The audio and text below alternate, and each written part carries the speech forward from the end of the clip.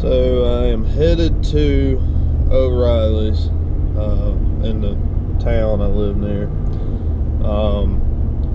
So basically the reason I haven't uploaded another video in quite some time is basically life got in the way.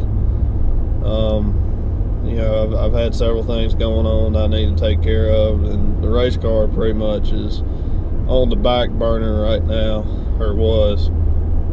I just had to get some things taken care of, but now that I've gotten through these certain things and you know everything's doing pretty good now, I can basically get started back on the car. We are way behind. The season has already started. It has been started for I don't know, maybe a month, and we're not even close to being finished yet. But today we're gonna work on the brakes of the car, put new brake pads and everything on it. Maybe do a little rotor work too. I really didn't want to buy new rotors, so I'm just going to clean up the ones I have. They're still in pretty decent shape, so I'm just going to leave them on the car. And basically the plan for the car is now we are waiting to get it sent off, and I'll show you guys what I'm talking about here, but the right rear frame snout is busted pretty much. It's split. I mean, not like dramatically, but we're going to get it fixed, and to do that we're just going to have the whole back half of the car, you know, pretty much everything from the jack towers back we're going to have cut off and redone because it's real sloppy. The bumper was real sloppy on there. But yeah, basically there's some chassis work, framework that needs to be done that we can't do in-house because we don't have the tools.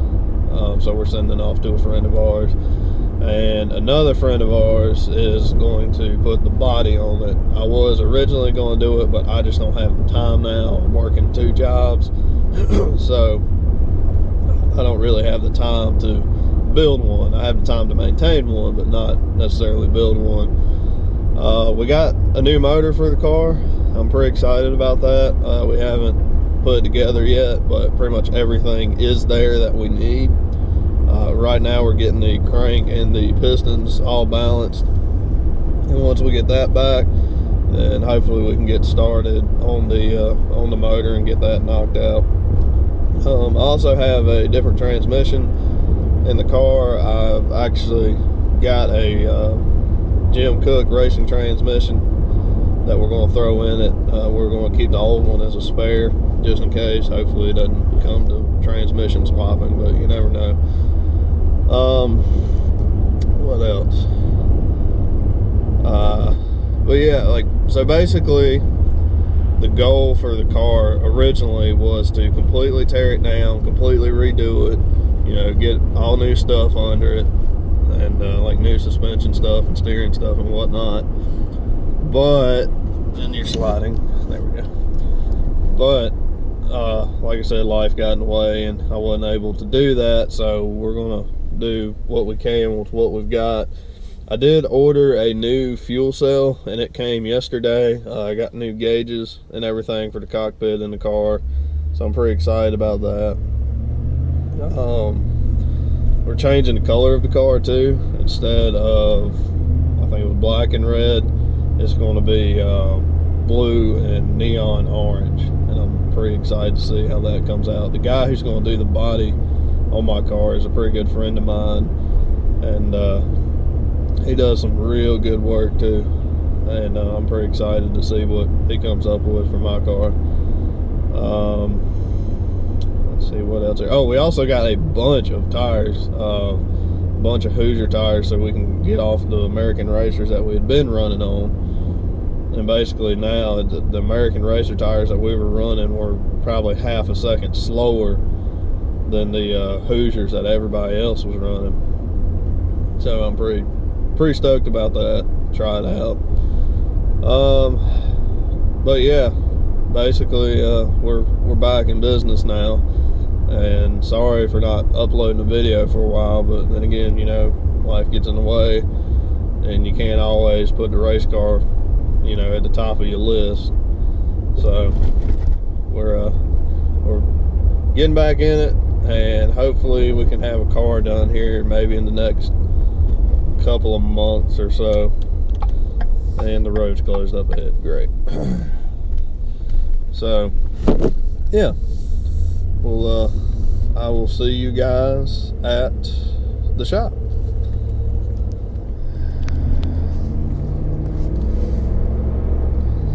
Okay, so just got out of the parts store, and I have a funny story to tell.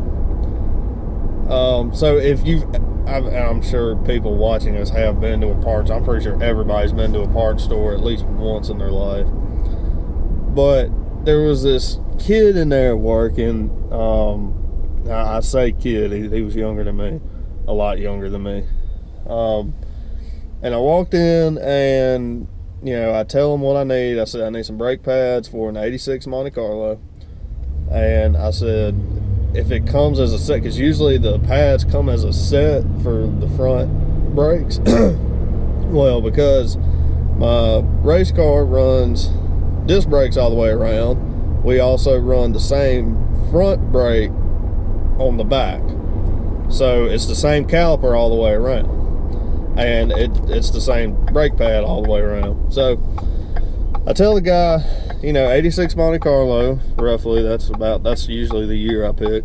Not sure why, but I told him '86 Monte Carlo, need brake pads, and he was like, all right. And he goes back. Well, let me back up a little bit. So at first, when he starts entering it in the computer, he says, well, who makes a Monte Carlo? And I kind of looked at him, and I didn't know what to say, like, at first, because I was like, and I said, well, Chevrolet, you know. He was like, oh, yeah. Okay. Now, I know these, you know, and don't get me wrong, there's some really, really good people that work at O'Reilly's. Every time I've been in there, they have been great, you know, as far as, you know, helping me out. And see, I have a unique situation because we're running a race car, so damn, dude, staying out in the middle of the road. But you know, and I kind of explained to them what's, you know, what the kind of situation is, and they work with me, and if they can't find the part, they'll send me to another place, or, you know, they'll help me look for it and whatnot. You know, something that I don't want to order online from like Speedway or Summit or whatever, even though sometimes that's cheaper. And don't get me wrong, I buy a lot of stuff from Summit and Speedway, but oh god. So he goes back into the back, and he brings out these brake pads, you know, and I picked out which ones I want, and I don't really need any high dollar brake pads because, you know, I don't really use them. But he goes in the back, and he comes back with one box, and then he sets it down. I said, I need one more box of this because I've got disc brakes all the way around. And he kind of looked at me and he said, well, the Monte Carlos didn't have rear disc brakes. And I said, I know that, but my race car does. I said, it's the same, you know, same caliper. See if this guy's gonna move over. Nope, he's gonna be a dick. Thank you, sir. Thank you for being an ass. But I said, I know that, I just need another box of this. That's all I need. And he kind of looked at me again, and I said, this is a race car. I said, most of the stuff is, you know, made a little different from the '86 Monte Carlo. You know, I mean, we just have to, just for durability reasons and speed reasons and whatnot. And I said, just get me another box of this. And he looks back on the computer, and he looks at me and he says, we've only got one box. I was like, well, is there another brand you have? He said, yeah, let me look, you know, look back at it. And he starts typing on the computer, and then he asked me what motor is in the car. And I understand, I know that's the way they're trained, you know, they get it down to like the submodel and everything, what kind of motor it's got in it. And I know some things are different for, like, you know, different submodels and whatnot. But for an '86 Monte Carlo on the chassis, it's pretty much the same, you know. So I said, well, it's a race car. It doesn't have, the motor that's listed. I said it's got a 350 small block in it, but I think the biggest thing, and I might be wrong here, but I think they only made like a 305 to go into Monte Carlo, and I could be wrong.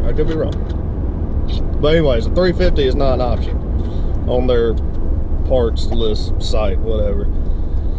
And so he said, well, there's not a submodel that fits it. I said, it's not a submodel. I said, I just need the brake pads. I said, I just need another set of these brake pads. Damn it. Sorry, you're riding on the dash right now and you're kind of sliding all over. Oh, God. If you get sick, I'm sorry. It's my fault. But, and I probably went back and forth with this dude for probably 5 minutes. And then another guy walks up and he says, is there, are you having trouble finding the part? And I said, well, I told him, I said, this is what I'm looking for. I just need another box of front brake pads. And he's, he asked the same thing, what car, or what year car and all that. Well, he asked me the same thing. What submodel? I said, well, it's a race car. I said, it's just the Monte Carlo chassis. It's just a metric chassis. He said, oh, okay. And then he said, well, how many brake pads do you need? And I said, well, I just need 2 boxes of the little sets that y'all have. I said, because I got disc brakes all around. He says, oh, so you're running the same caliper as at the front on the back? And I said, yes, that's what I'm doing. And he was like, oh, okay. So he walks into the back and he brings out 2 boxes of brake pads and he opens up and shows them to me. And I'm like, yeah, that's exactly what I need. Well, then the guy behind the counter, the one that I originally dealt with, goes, oh, well, that's all you had to say. And I was like, are you fucking kidding me, right? Excuse my language, but are you freaking kidding me right now? Like, really? And I know, like I said, they're trained that way. They're trained to put in the computer and it pulls up the part number and they see if they got it. I understand. I understand how they work. But at the same time, a little bit of car knowledge goes a long way if you work in a parts store. And like I said before, there's some great people at this store. And when I had to get a couple of chassis things, I went in there and I explained to the guy, well, it's a race car, but it's based off of 86 Monte Carlo, so all the chassis components are pretty much the same, apart from the 4 9-inch rear. And the guy's like, oh, okay. He said, well, I've got a little bit of racing experience. I think he raced like asphalt cars or something.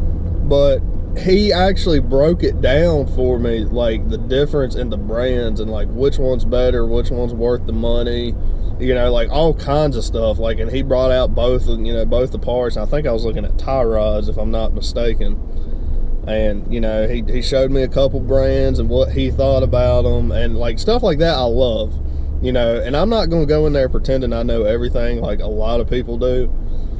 And, I always ask questions and I encourage everybody, oh my God, I'm so sorry, guys. I need to get like a dash mount for this thing. I encourage everybody just to treat those people with respect, because they're making a living, or making some side money doing that stuff, and that's the way they're trained to, look up stuff in the computer. And if you just work with them, they'll get you through it. There's no need to be a butthole about stuff like that, because believe me, I've gotten more friendships and more advice, for just, being polite to people.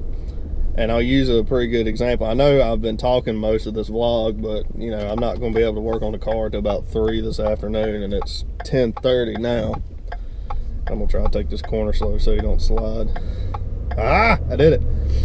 So, Pep Boys in a nearby city that I live at, or, close, it's about 30 minutes from here. They have a speed shop. And one of the guys that works in there used to build motors for Hendrick Motorsports or something like that. He's an older guy. Well, I went in one day and I was, I was talking to him, telling him what I was doing, what was going on and everything. And, he helped me out. He got the parts I needed and he gave me pretty good advice on different, motor components.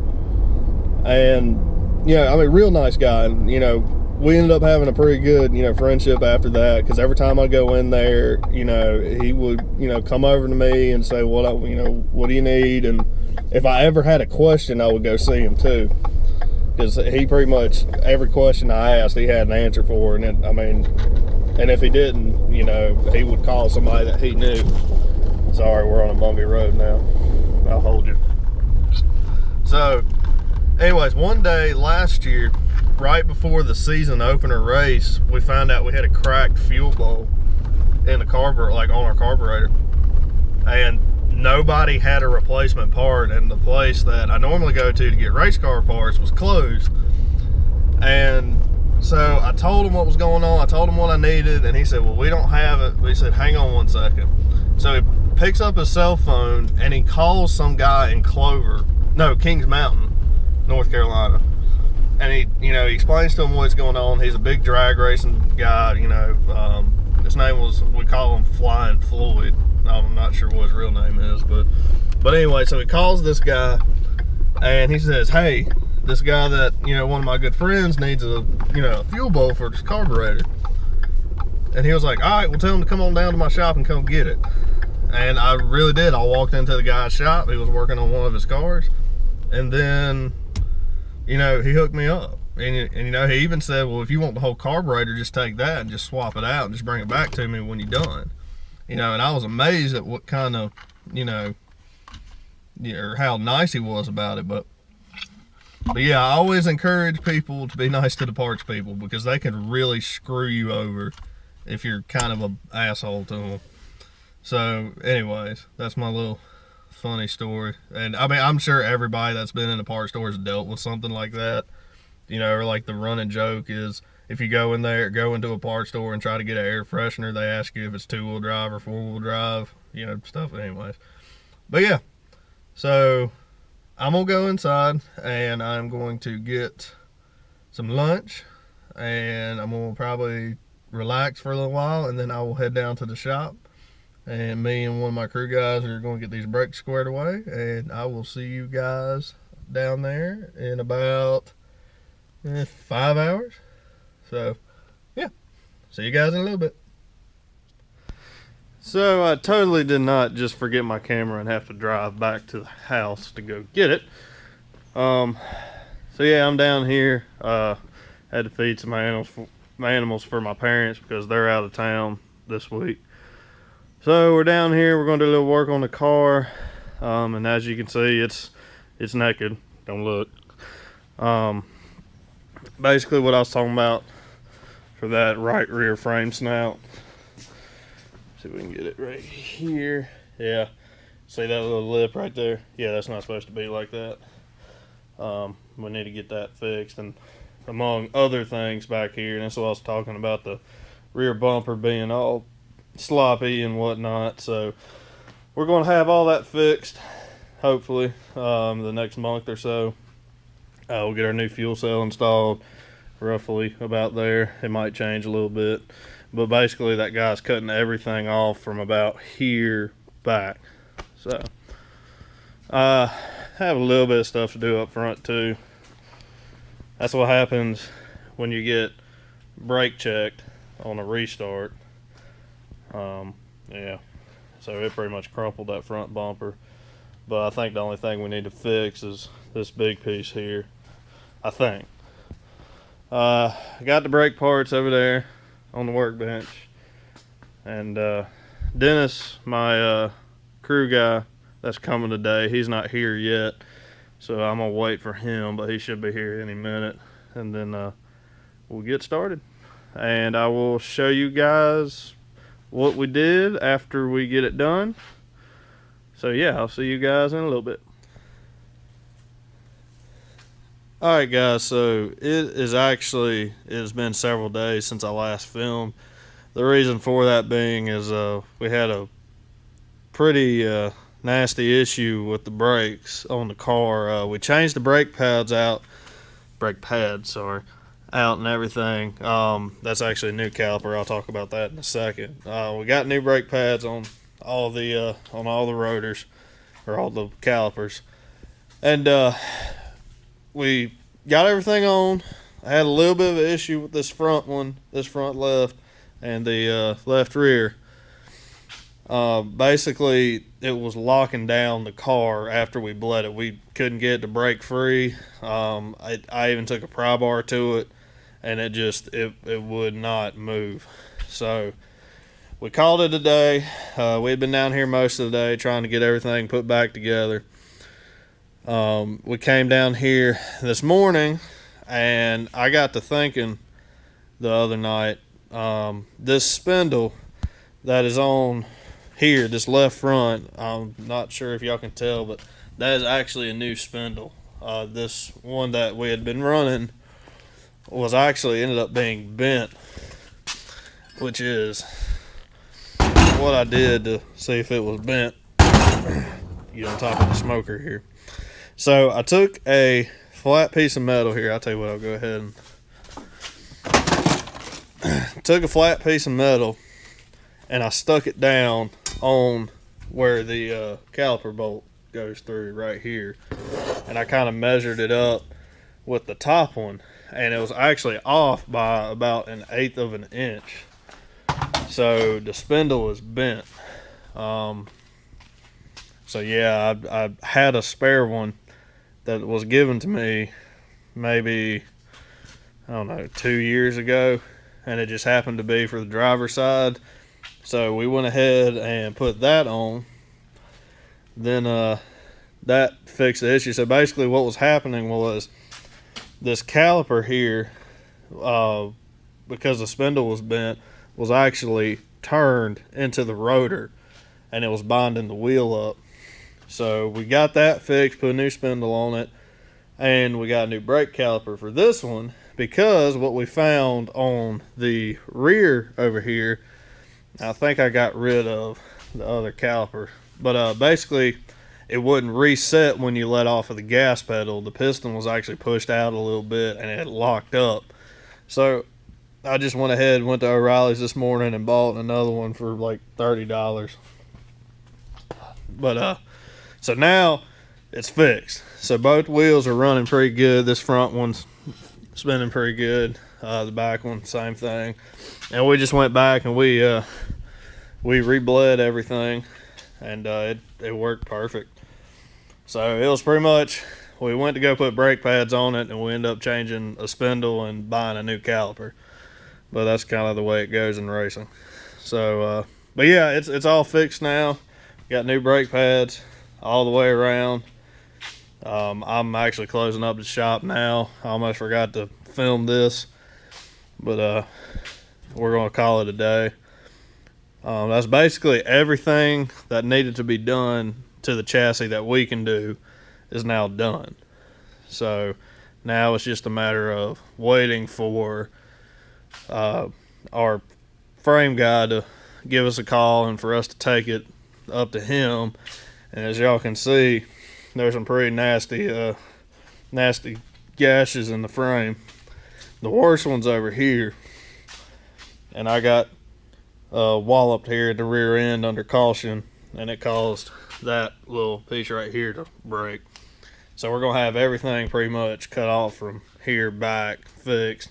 The strut bars are gonna get cut out and redone too, so that way we can straighten them out and run them straight to the frame instead of putting a bend in it. So this is gonna be the new color of the chassis, is this matte black. I just sprayed some on here just to kind of see what it would look like, and I'm pretty happy with it. So the frame is pretty much going to be painted that way. We're going to go with black decking on the car, which is basically going to run from about, here all through this square to, I guess, right about here. I'm not sure how long, if the car is going to be a little bit longer after we get it fixed or not, but basically that's what's going to happen. We're going to run a blue body with orange rocker panels, or a neon orange rocker panel, and maybe neon orange graphics. We're still kind of working that out now. So yeah, that's pretty much all we can do now until we get it fixed. I'm sorry I didn't keep you guys updated over the past couple days, but I figured I wouldn't film until we actually got it fixed. But now that we got that new spindle on this wheel and the brakes sorted out, I figured I'd give a little update. So yeah, not sure when the next video will be. Maybe if we come up with something in the next week or so before it gets sent off, we'll maybe do some filming. So anyways, well guys, I appreciate you watching the video, and I will see you in the next video.